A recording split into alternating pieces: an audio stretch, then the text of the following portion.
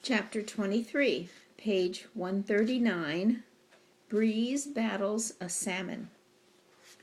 The days grew long and hot. Patches of color covered the green mountain slopes. When the wolves traveled up toward the ridges where sheep grazed, they ran through clumps of yellow, pink, orange, blue, and white flowers. Here they could always find cool breezes, coming from mountain peaks that never lost their snowy cover. All that summer the pack stayed in the meadow. Snowdrift was too weak to hunt, but she no longer needed constant care. She made her way alone, walking slowly to the stream to drink and eating at the pack's caches near the meadow. So much small game roamed the fields and forest that summer that the wolves rarely hunted as a pack.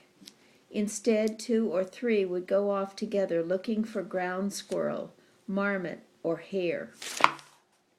And there was always a mouse or vole to be snatched from the grassy meadow.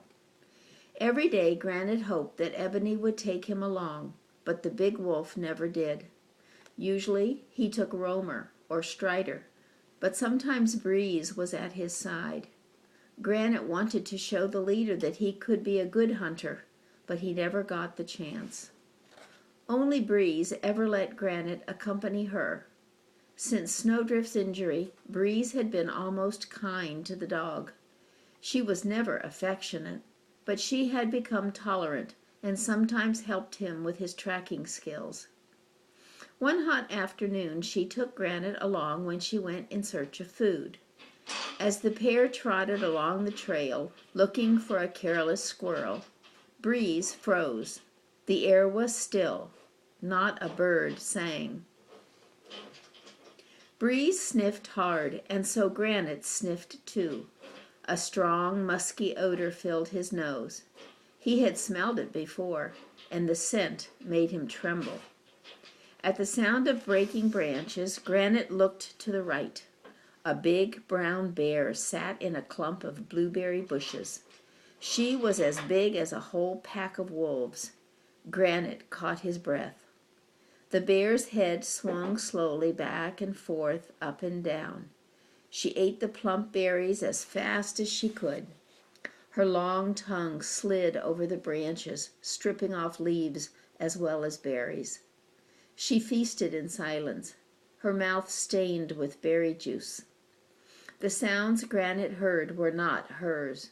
They were made by her young cub, who clumsily imitated his mother.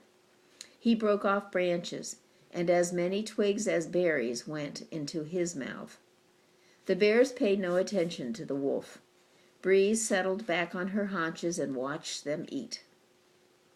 Granite imitated Breeze, sitting just as straight and as still as she did.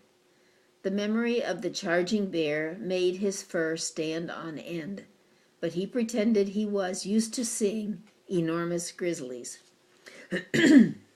Moving from one bush to another, the bear worked her way through the clump of blueberries and disappeared among the trees, followed by her cub.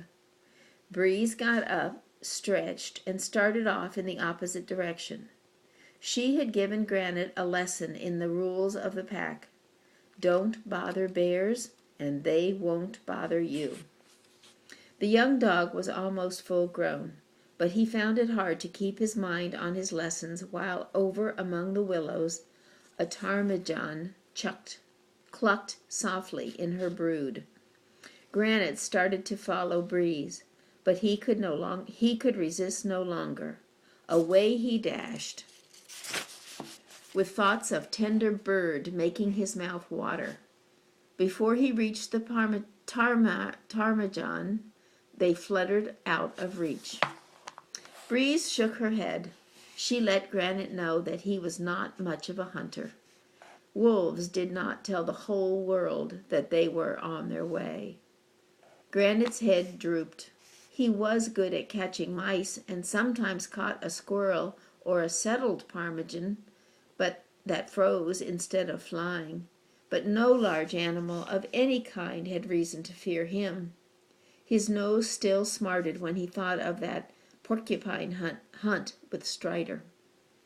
Breeze was intent on giving Granite another lesson. She loped over to the stream. Granite ran hard to keep up. Breeze trotted along the bank, then stopped. In the middle of the stream, a broad, flat rock rose out of the water. It was shallow here, but just above the rock was a deep pocket. The wolf stepped into the water and walked deliberately to the rock. She climbed down and stood over the rushing water, her head down and her eyes fixed on the edge of the hole, where the water level dropped, and she could see small stones on the bottom. Insects hovered on the surface of the stream. Granite watched from the bank. He had no idea what she was doing. The wait seemed an eternity. To one side, he heard the rustle of a squirrel as it ran through the brush toward a nearby tree. He ached to run after it, but he forced himself to remain as still and silent as Breeze. The sun moved across this cloudless sky, but Breeze waited. Then, when it seemed to Granite that he could stay still no longer, Breeze lunged. Water sprayed high in the air. The big wolf turned to face Granite. Between her dripping jaws wiggled a fat fish, its sides shining in the sun. Breeze splashed through the stream and dropped the fish on the bank. It flopped in the grass, its colors fading. Granite was astonished. He had never before seen a wolf catch a fish. He wondered if he would ever be patient enough to capture such a creature.